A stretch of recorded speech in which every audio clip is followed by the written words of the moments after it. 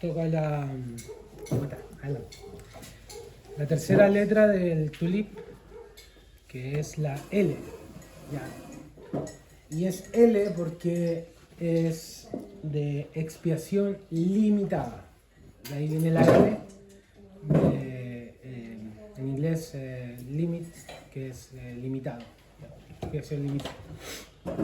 Y bueno, antes de entrar de lleno a explicar un poco lo que significa, tengo que un poco prepararlos porque esta es la doctrina, yo de acuerdo a mi opinión, es la doctrina más controversial que existe en el mundo evangélico hoy día.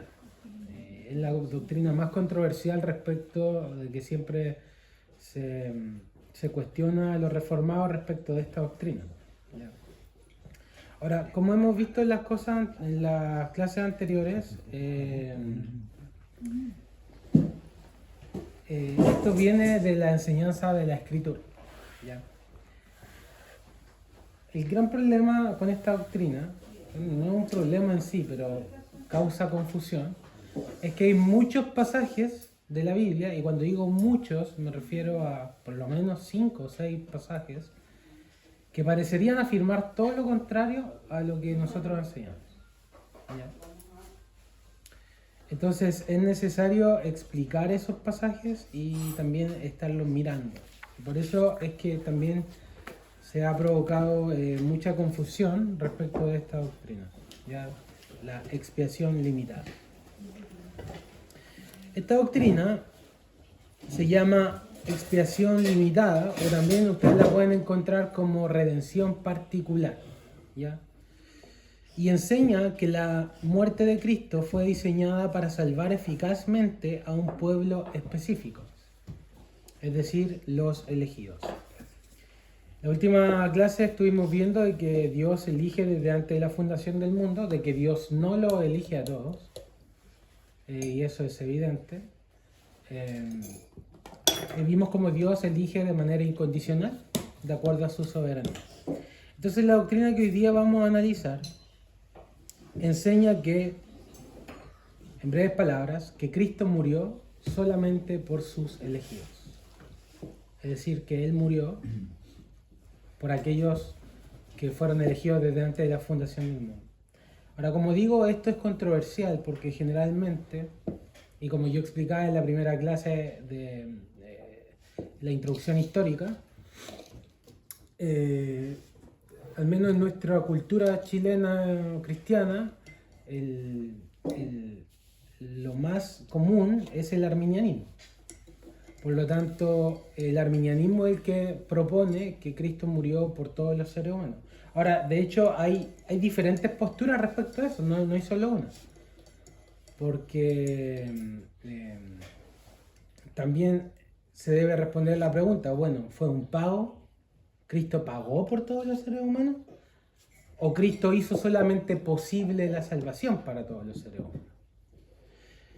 Entonces ahí es donde vamos a entrar a esta doctrina. Como siempre vamos a ir a las escrituras, vamos a ir analizando todos los pasajes y poder llegar finalmente a una conclusión. Ahora, generalmente se critica de esta doctrina que se le llama limitada, expiación limitada. Ahora, ¿por qué se llama limitada? Porque está limitada a los escogidos. Ese es el propósito de la palabra. Y claro, y de pronto se critica que por qué se limita la obra de Cristo. Pero en realidad, tanto la postura reformada como la postura arminiana, ambas limitan la obra de Cristo. La doctrina reformada limita su intención o su propósito, el alcance, a quienes llega. Cristo murió para salvar a los elegidos.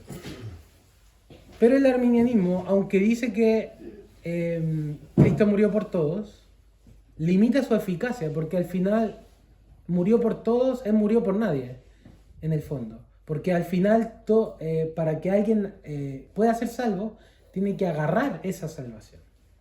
Entonces, no es eficaz hasta que alguien la recibe. Entonces se limita finalmente su eficacia. Cristo murió por todos, pero su muerte no garantiza la salvación de nadie. Entonces ambas posturas, en algún sentido, limitan la expiación. Una limita su alcance, en el caso de la postura reformada, y la otra limita su poder. ¿Ya?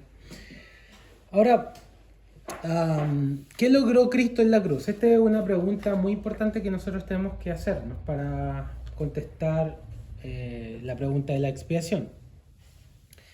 Si fue lo que pasó en la cruz, lo que Cristo estaba haciendo, ¿fue un pago o fue una posibilidad? ¿Qué es lo que Cristo estaba comprando en la cruz? ¿Un pago o una posibilidad? Él compró la posibilidad de la regeneración, la fe, el arrepentimiento, la justificación y todos los dones espirituales para todas las personas, y que para que fuera posible para todas las personas ser salvos, y que solamente habría que recibir ese regalo.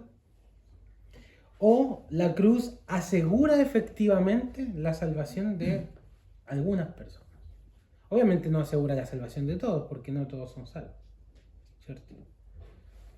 Entonces, ¿es una posibilidad o es un pago?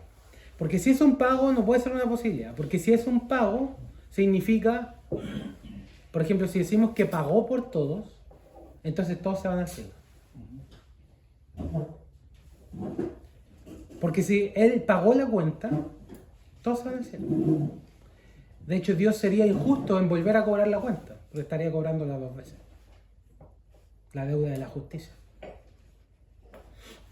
Entonces, esa es una de las preguntas que tenemos que hacernos: si Cristo pagó en la cruz o si Cristo compró una posibilidad nada más. ¿Ya? Esa es una primera distinción importante de hacer.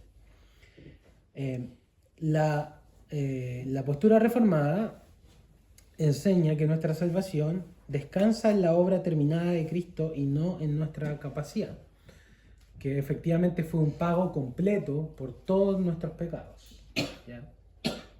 Y que de hecho fue la misma cruz la que compró nuestra respuesta al mensaje.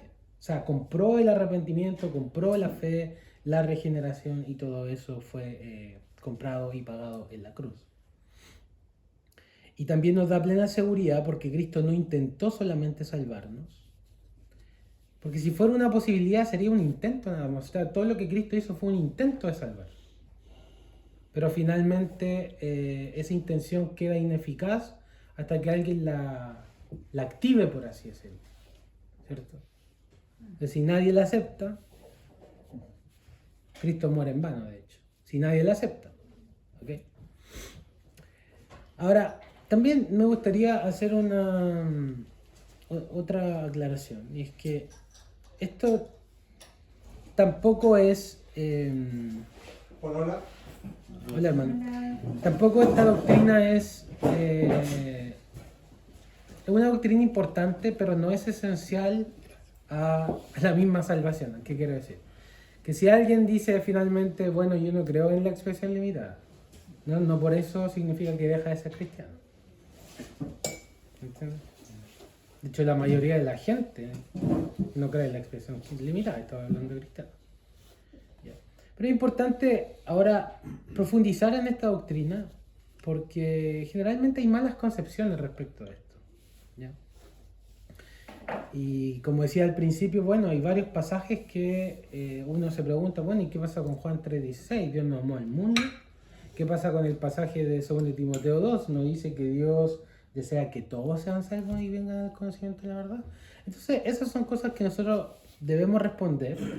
Como dije en alguna oportunidad, este no es el debate de los versículos bíblicos versus los versículos bíblicos, como alguna persona me dijo alguna vez. Ustedes tienen sus versículos bíblicos, nosotros tenemos los nuestros. Así no funciona, porque la Biblia no se puede contradecir a sí misma. Nosotros tenemos que explicar todos los versículos bíblicos a la luz de su contexto y llegar finalmente a una conclusión. ¿Ya? Entonces, en esto que yo hablaba de la posibilidad de la salvación, o si es una posibilidad o si es un pago, hay una ilustración muy buena que nos ayuda a comprender la diferencia entre las dos posturas. Por ejemplo, el arminianismo presenta la salvación como un puente. El puente es muy ancho y casi llega a la otra orilla. Pero no llega a la otra orilla, le falta un pedacito. Entonces es el pecador el que tiene que completar el puente. ¿Se entiende? Es un puente muy ancho porque caben todos los seres humanos en ese puente. Pero en realidad el puente no salva a nadie. ¿Se entiende? O sea, te ayuda mucho, pero al final el que da el último paso es el pecador. Así es como presenta la salvación en esta ilustración el arminianismo.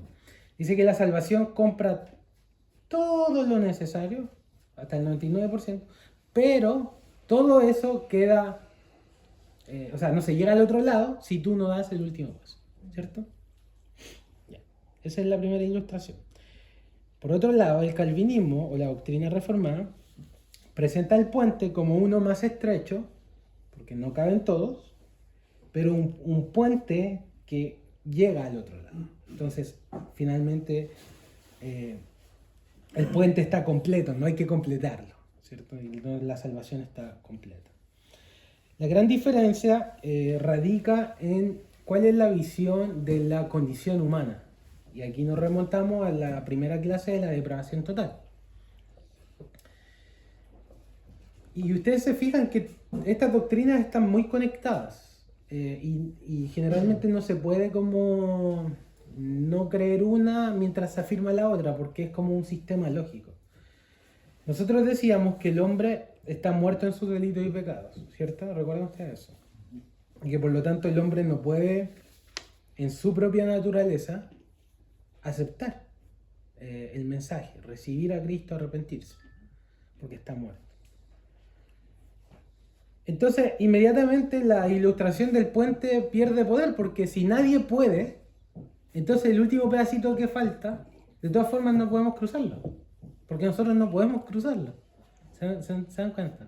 Estamos muertos. Pero, y ahí radica la diferencia, que en el arminianismo no se cree en la depravación total. Se cree en que todavía existe en nosotros libre albedrío. O sea, todavía existe en nosotros la posibilidad de aceptar a Dios. O sea, no estamos tan muertos, necesitamos una ayudita nomás. Necesitamos que algo se despierte en nosotros para poder dar ese paso. El sínodo de Dort que hemos estado citando sostuvo que el error arminiano nace de una comprensión defectuosa de la caída. Para el arminianismo, la expiación es como un remedio puesto delante de todos. Quien quiera puede tomarlo y aplicarse. Es como, Cristo pagó todo, lo único que tú tienes que hacer es tomar el remedio. Pero nosotros vimos en la clase de la depravación total de que nadie puede tomar el remedio. Porque todos estamos muertos. Nadie quiere el remedio. ¿Cierto? Y ese es el gran problema, es que la Biblia describe al pecador como muerto espiritualmente, no está simplemente enfermo. Por lo tanto, el hombre necesita más que simplemente un ofrecimiento. Necesita que el Espíritu Santo le dé vida.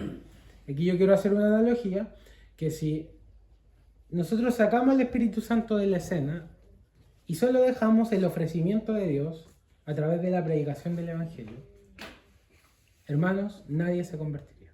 Si el Espíritu Santo no opera, nadie se convertiría.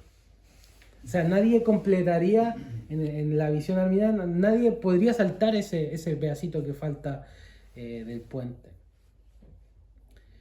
Por lo tanto, se necesita justamente la intervención del Espíritu Santo, y es lo que vimos nosotros en la clase de la regeneración. ¿Ya? Entonces, ahora vamos a ir a las Escrituras para ver algunos pasajes que nos hablan del alcance de la expiación. ¿Ya? Vamos a ver primero, digamos, los pasajes que soportan la doctrina reformada principalmente, Y luego vamos a ver los pasajes que los arminianos usan. Eso también los vamos a tratar, porque acá no vamos a esconder cosas. ¿Ya? Porque, como digo, es una doctrina difícil porque hay pasajes que parecerían indicar lo contrario. Entonces, vamos a Isaías capítulo 53. Hermana Margarita, por favor, usted va a leer los versículos 11 y 12. Hermano Alex, le voy a pedir que busque Mateo 20:28. Hermano Pablo, Apocalipsis 5:9.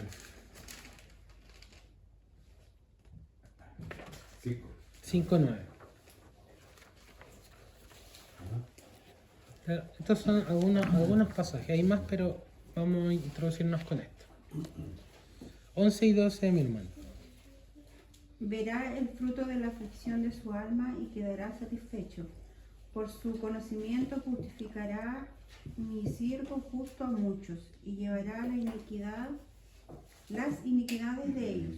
Por tanto, yo le daré parte con los grandes y con los fuertes repartirá de pocos, por cuanto derramó su vida hasta la muerte y fue contado con los pecadores, habiendo él llevado el pecado de muchos y orado por los transgresores. Se fijan que la palabra muchos se repite ¿cuántas veces en el pasaje? ¿La contaron? Se repite 3 veces. Mi siervo justo justificará a muchos, llevará las iniquidades de ellos, llevará las iniquidades de muchos. Y muchos, sabemos que muchos no es todo. ¿No? Muchos no es todo. Ok, ahí tenemos entonces un pasaje clásico, Isaías 53, está hablando de la expresión de Cristo y que esa justificación que viene de parte del siervo justo es realizada por muchos. Vamos ahora al pasaje de Mateo, por favor, 20:28. Como el Hijo del Hombre no vino para ser servido, sino para servir y para dar su vida en rescate por muchos. Cristo presenta su muerte como un rescate por muchos, de nuevo. Vamos ahora a Apocalipsis 5:9. 5:9. Y cantaban un cántico nuevo diciendo: digno eres de tomar el libro y de abrir sus sellos, porque tú fuiste inmolado y con tu sangre compraste para Dios a gente de toda tribu, lengua, pueblo y nación.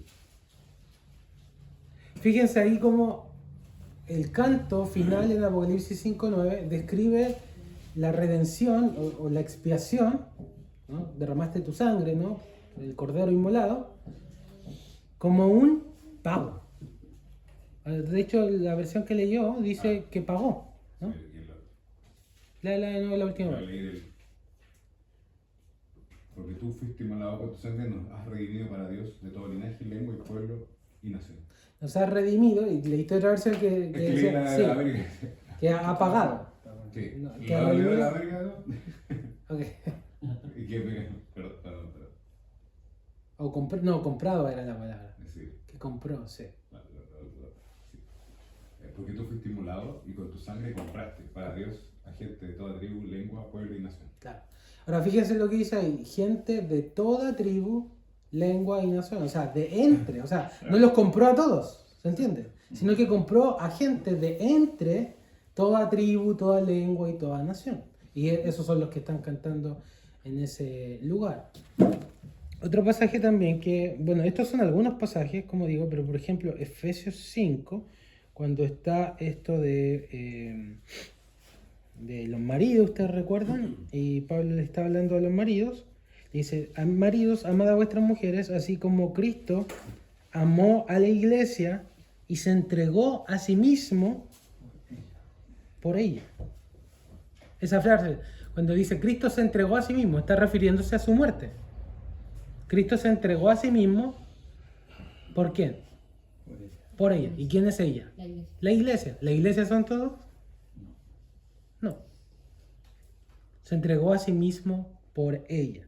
¿Ya? Entonces tenemos eso. Muchos, el pueblo elegido en Apocalipsis, tenemos que Cristo murió por la iglesia. Y como digo, son algunos pasajes que nos hablan de que Cristo muere por los suyos. ¿Ya? Ahora vamos a otro pasaje en Juan capítulo 10. Este pasaje ya lo habíamos analizado en la clase anterior para hablar de la elección.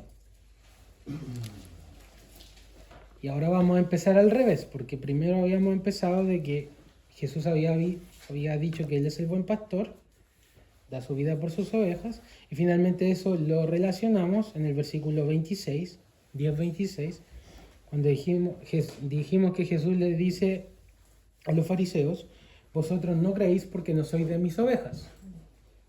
Entonces ahí nosotros analizamos cómo la incredulidad proviene de que no eran ovejas, o sea, de que no eran sus elegidos.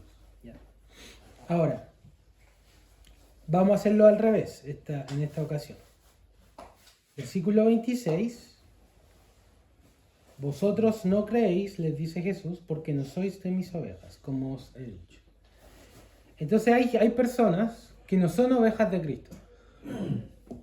¿Cierto? O sea, cuando Él dice ovejas, no se está refiriendo a todas y cada una de las personas del mundo, sino que Él está refiriéndose específicamente a los suyos.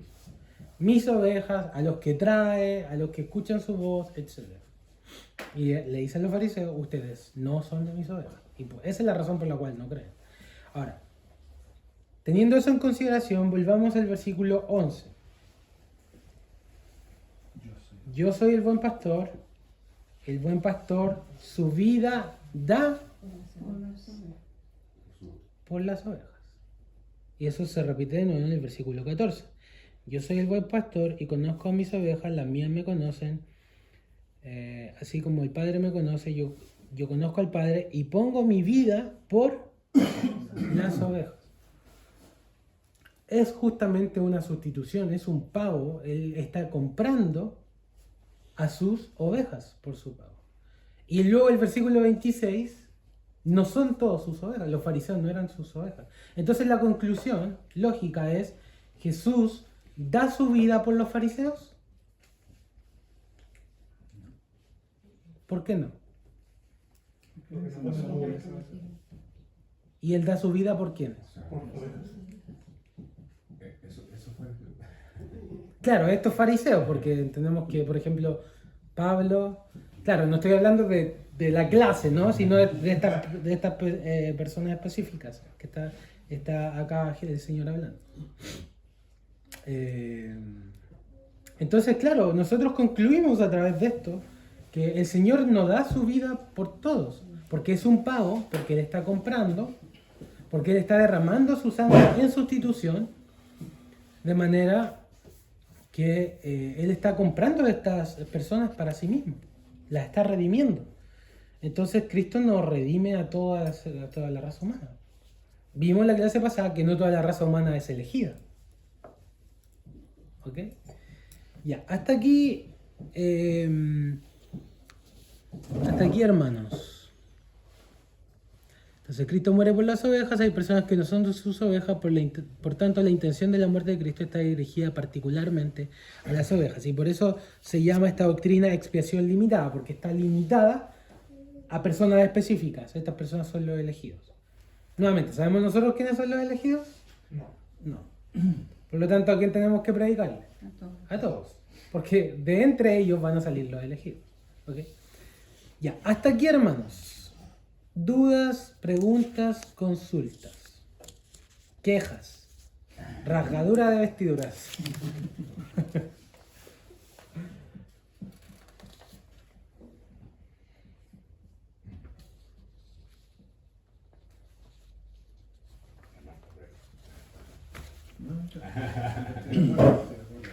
Yo voy a romper el hielo. Soy el más nuevo acá. De hecho, mi formación no es de esta, ¿cierto? De este tipo de pensamiento.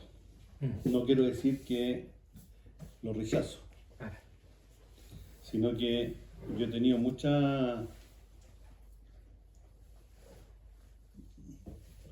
lucha, sino que mucho tratar de entender las posiciones.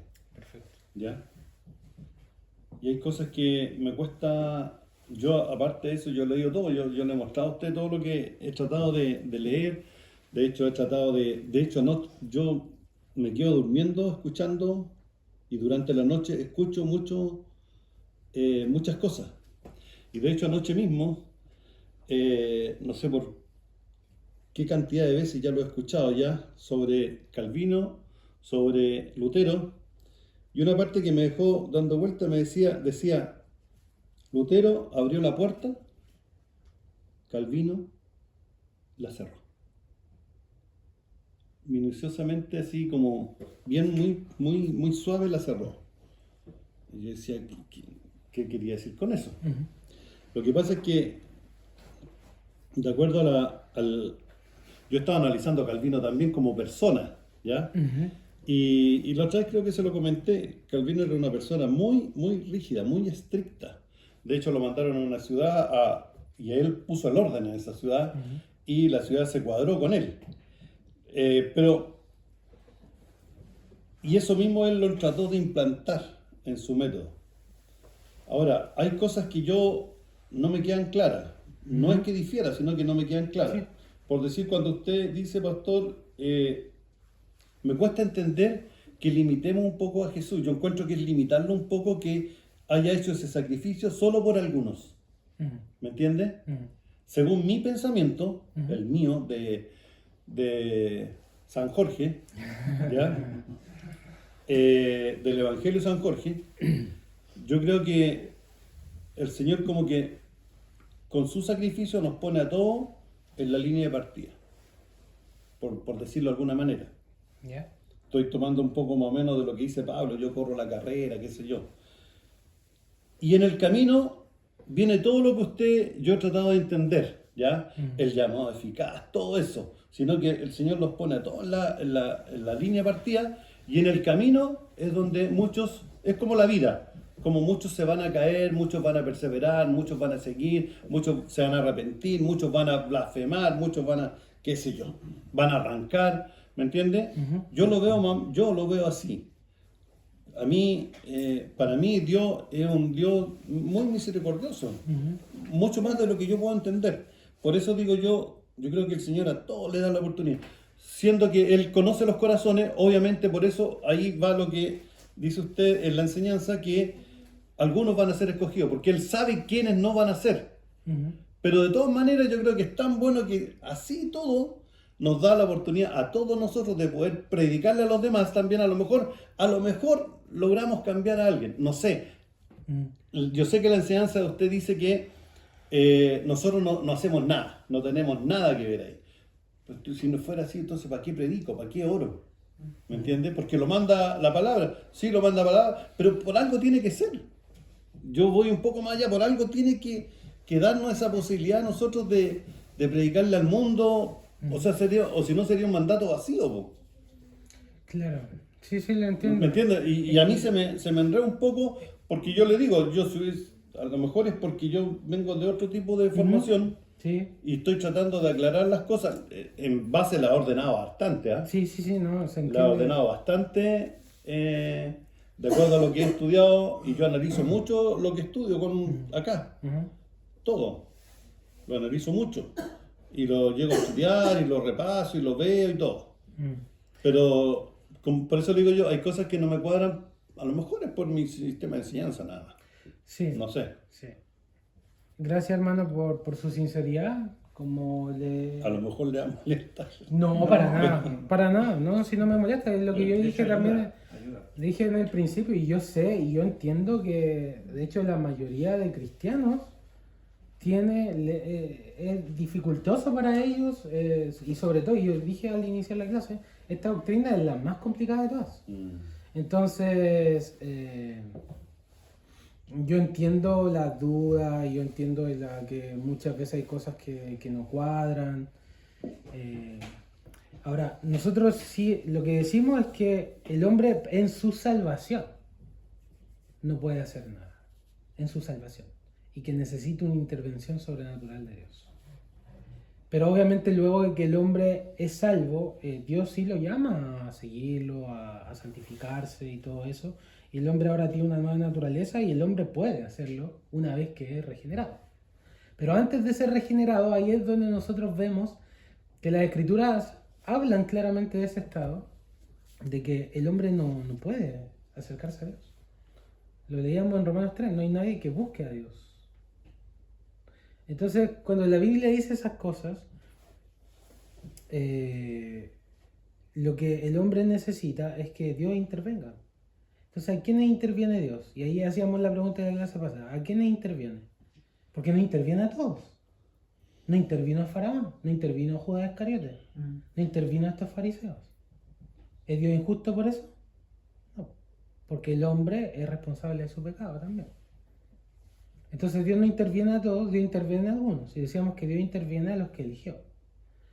Entonces, si Él interviene a los que eligió, no, si nosotros vamos a esa doctrina, entonces no son todos los que eligió. Entonces, si no lo eligió a todos, no resulta tan difícil creer también que proveyó la salvación para esos que eligió. Ahora, lo que usted dice es cierto, o sea, la sangre de Cristo es eficaz. Los reformadores decían que la sangre de Cristo tiene el poder de salvar a 10.000 mundos enteros si Dios quisiera. Porque tiene un poder divino. Pero Dios mismo, nosotros estamos viendo en las Escrituras, la particularizó a algunas personas. Porque Cristo compró a unas personas, redimió a unas personas y no los redime a todos. Entonces, si nosotros decimos que Él muere por todos, estamos diciendo también que su sangre es ineficaz en un sentido, porque no tiene el poder de salvarlos a todos. ¿Se entiende? Porque si su sangre fuera eficaz completamente para todos, o sea, es eficaz para todos, pero Dios limita esa eficacia a algunos. Pero si Cristo muere por todos, como enseñan los arminianos, decimos finalmente que al final muere por todos, pero no muere por nadie. Porque al final depende de ti. Eso es lo que enseña el arminianismo histórico, de que no es un pago, es una posibilidad nada más. O sea, Cristo intentó salvarte, pero tú eres el que tiene que dar el último paso. Entonces, si tú no das ese paso, todo lo que Cristo hizo es en vano. Y por eso, y en vano, es ineficaz. O sea, no tiene el poder de salvarte, tienes que tú finalmente dar el último paso. Entonces, ahí ya sé justamente la diferencia. Ahora, como yo digo, alguien podría decir, el pastor no me convence, no significa que Dios lo va a decir, bueno, usted no es cristiano, no para nada. Si estamos hablando de una discusión entre protestantes, que ocurrió hace 400 años. Entonces, pero también tenemos que hacernos cargo de estos pasajes, ¿no? Juan 10.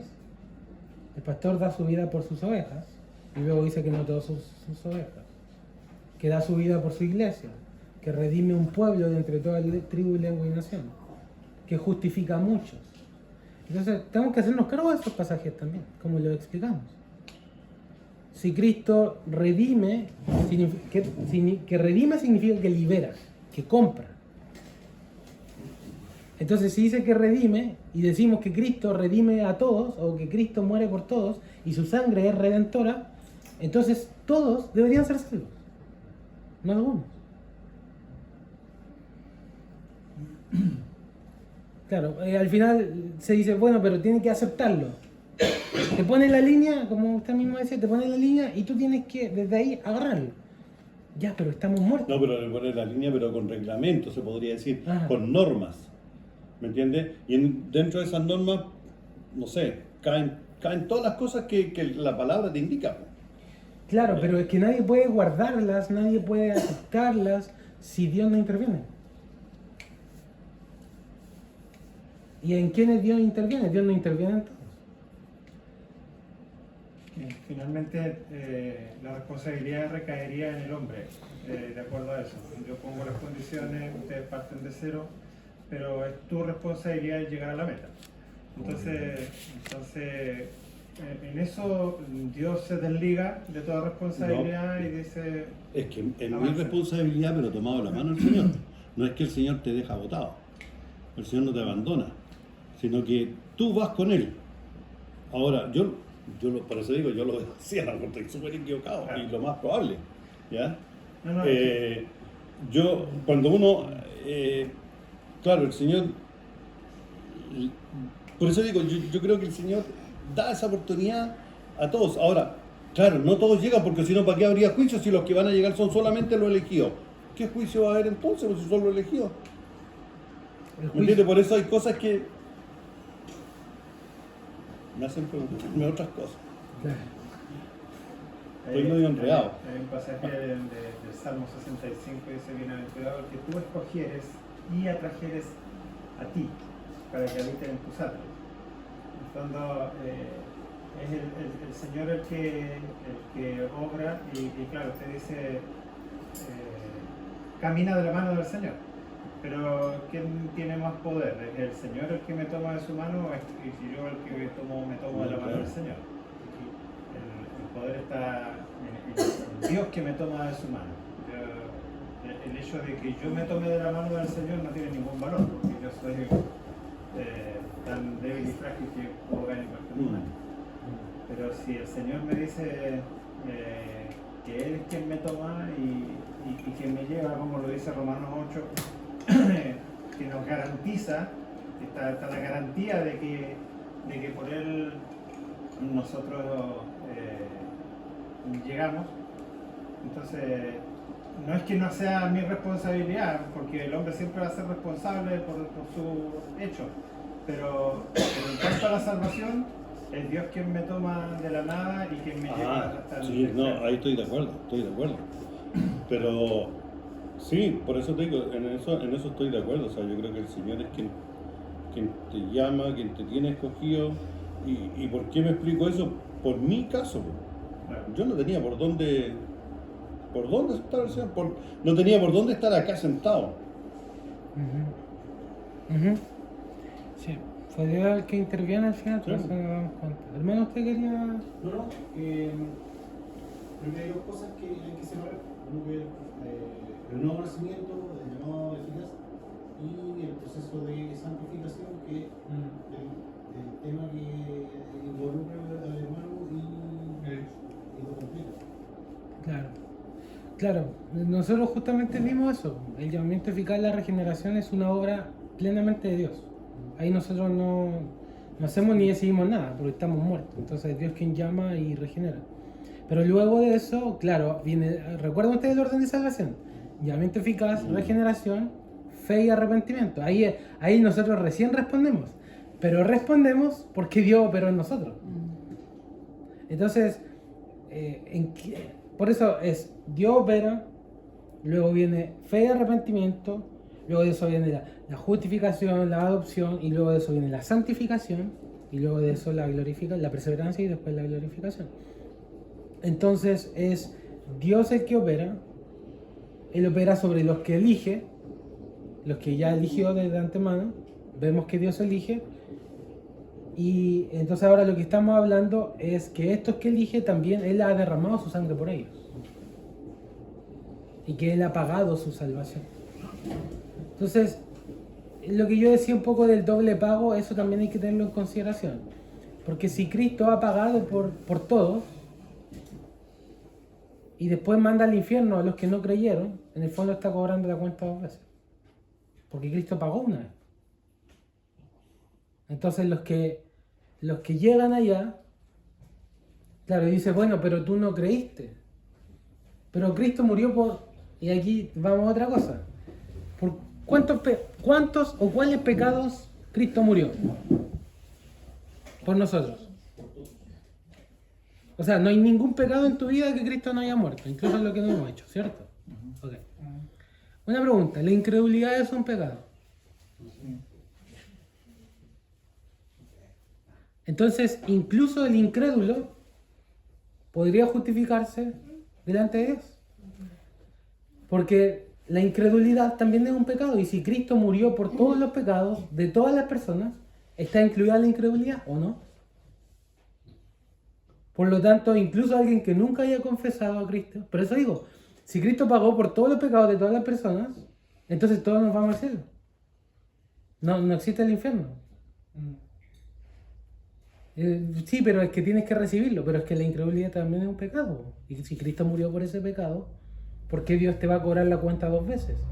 O sea, si tú tienes una deuda conmigo y tú me la pagas, y después pasa una semana y yo vengo y digo, ya, y págame la cuenta de nuevo. es injusto. Porque recordemos que ¿qué es el infierno? Es el infierno, es la ira eterna de Dios sobre los pecadores, quienes están ahí justamente por el castigo de sus pecados.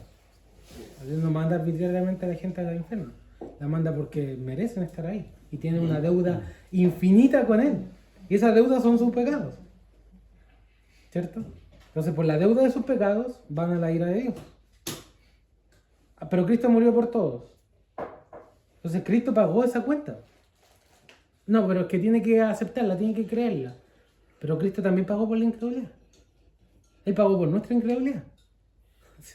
Entonces, claro, pues ahí justamente entra en una dificultad que no se puede resolver.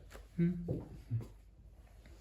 Hermano. Así, yo creo que ese pensamiento humanista que está metido dentro de la iglesia hace dudar de la palabra muchas veces. Versículos claros, hay versículos muy claros, pero que acaba usted de leer.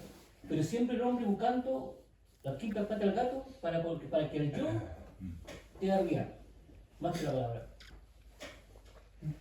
Así es. Yo creo que yo comparto así plenamente con mi hermano. Yo creo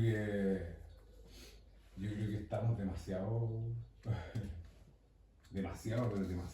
cuando digo demasiado, no es suficiente, demasiado. Está demasiado arraigado el humanismo en nuestras vidas y en nuestras iglesias. Creemos que todavía tenemos parte tanto en la salvación como en las cosas de Dios. Y no solo en el tema de la salvación, en el tema de las cosas de Dios, sino que también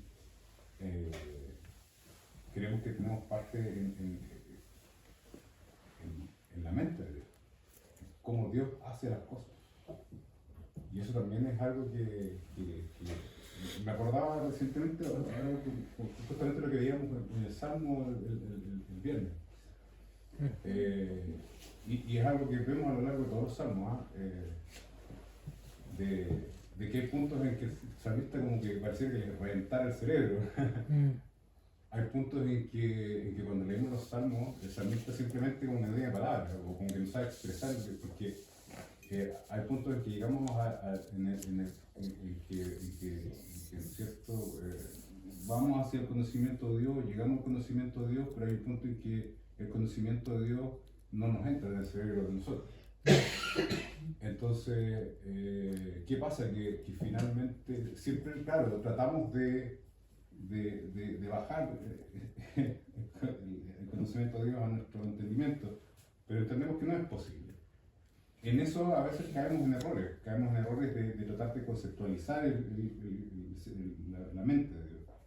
Y caemos en esto a veces errores de tratar de conceptualizar estas cosas, como lo que estamos quizás ahora discutiendo. Pero va a ser imposible tratar de entender cosas como quizás esto. No vamos a poder entenderlo probablemente nunca, hasta que no estemos con él. Y a veces caemos en ingenuidad, en tonteras, de tratar de entenderlo. Y eso hasta probablemente quizás llegue a ser hasta pecaminoso, porque intentamos rebajar cosas a nuestro entendimiento. No digo que quizás toda acción de querer entender las cosas de Dios sea pecaminosa, probablemente eso es un error también, porque vamos a llevar el conocimiento de Dios a algo pecaminoso, eso no es así, al contrario. Lo que quiero decir es que sí, ciertamente hay cosas que sí se escapan a nuestro control.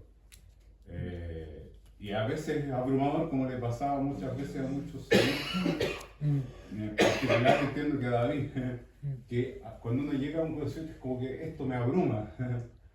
Saber, por ejemplo, que de la omnipresencia, de la omnipotencia de Dios, esto llega a ser un punto que es abrumador. O sea, saber que estás en todos lados, donde quiera que vas, donde quiera que yo voy, ahí estás tú. No sé qué hacer, me vuelve loco esto. Pero, por ejemplo, estas cosas, en tratar de entender cómo opera la salvación, cómo quizás esto no es para todos, hay gente que probablemente muere, no sé dónde van, o qué va a pasar, o qué sé yo. Pablo lo explicaba, ¿cierto? Ahí lo vimos hace unos meses atrás,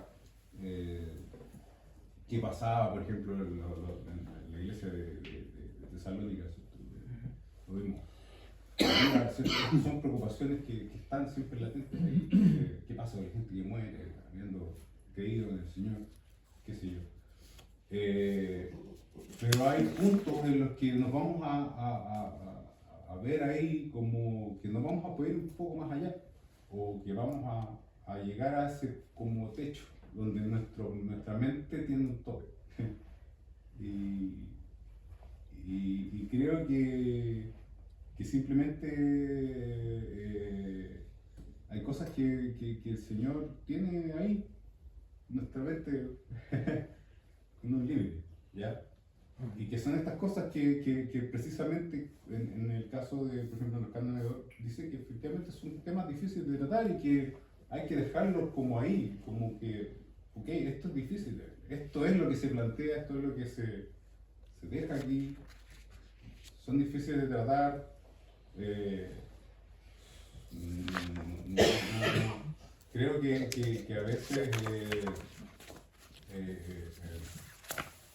como decía mi hermano, cuando se empieza como a filtrar esto del humanismo en la iglesia, uno trata de darle como un cierto, no sé si es la palabra, pero como que se trata de humanizar esto del entendimiento del cerebro del Señor dentro de la iglesia, así como decir, ya, esto era, es que el Señor trató de hacer esto, entonces, por eso, esta es la explicación como humana detrás de esto, por eso así opera la salvación. Creo que ahí es cuando empezamos a caer como en este error, y ahí es donde empiezan a haber estas incongruencias y se empiezan como a forzar ciertas verdades escriturales.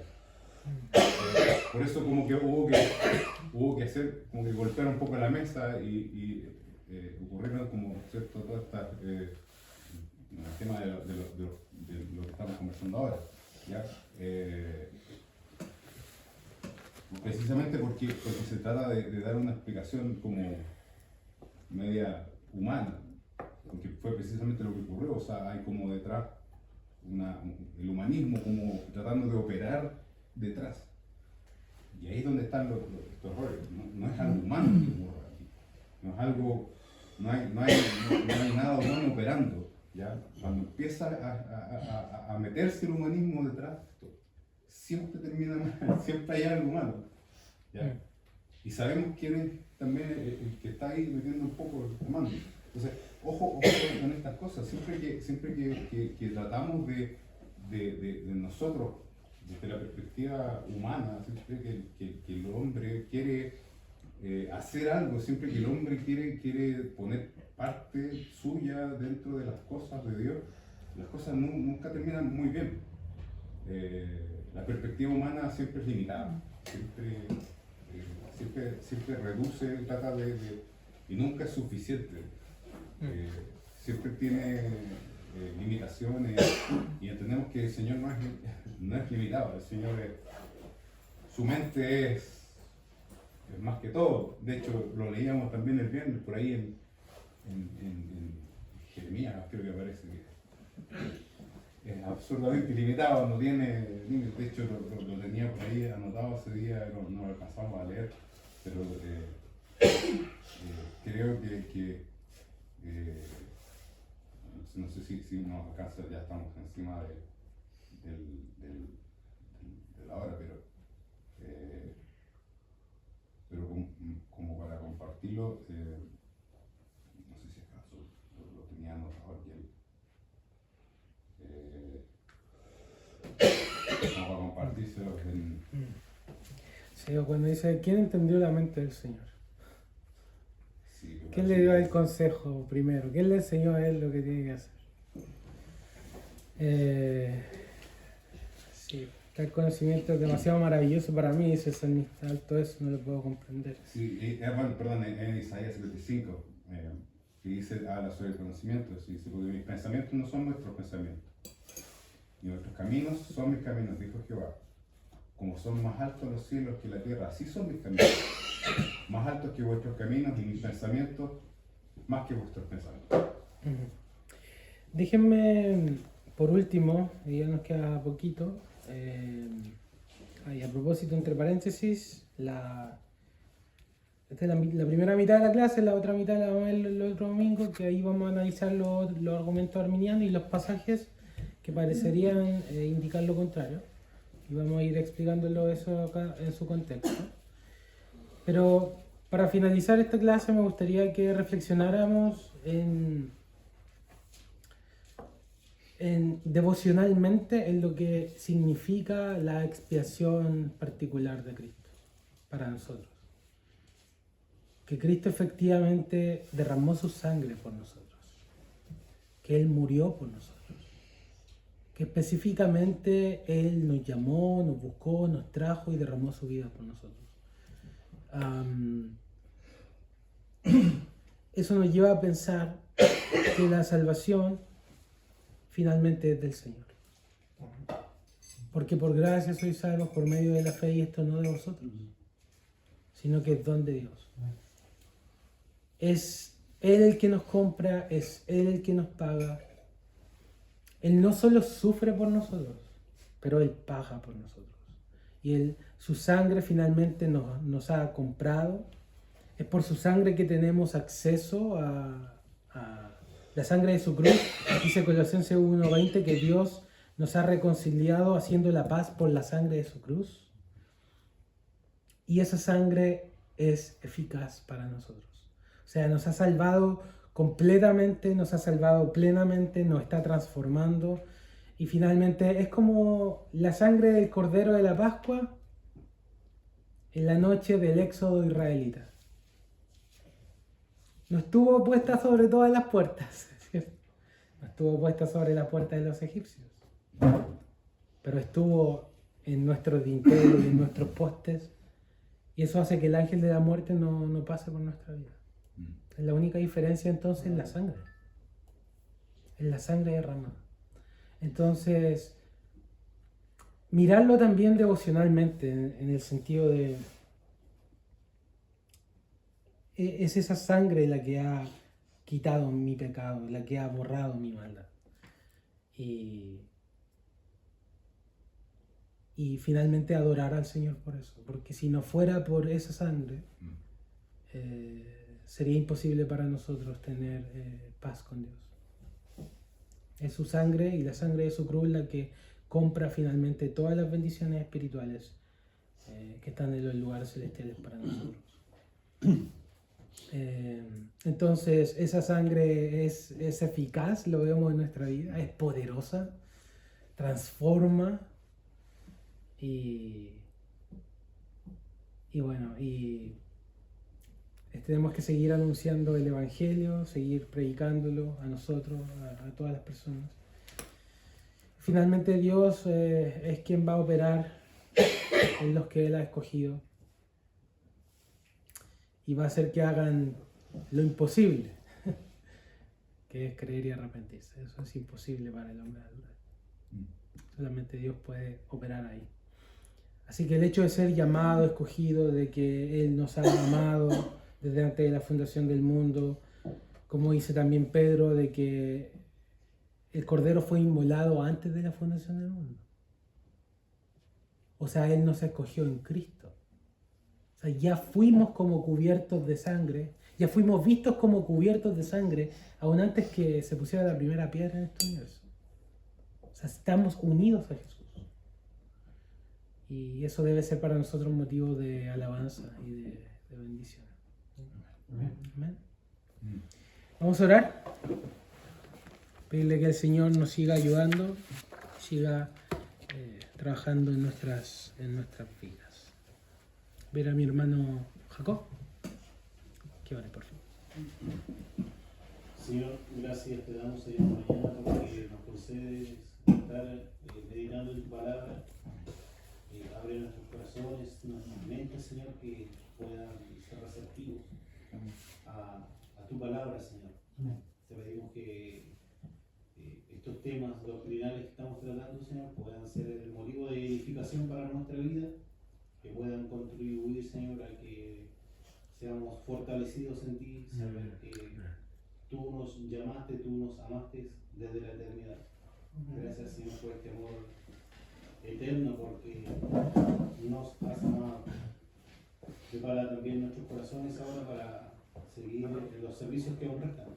Pedimos que tu bendición nos acompañe, que tú seas nuestra compañía, que pagues el sermón y todo lo que resta aún por hacer para nuestras vidas, y abre los oídos de nuestra alma para oír tu voz. Amén. Te pedimos tu bendición por Jesús nuestro Señor. Amén. Amén. Ya, queridos.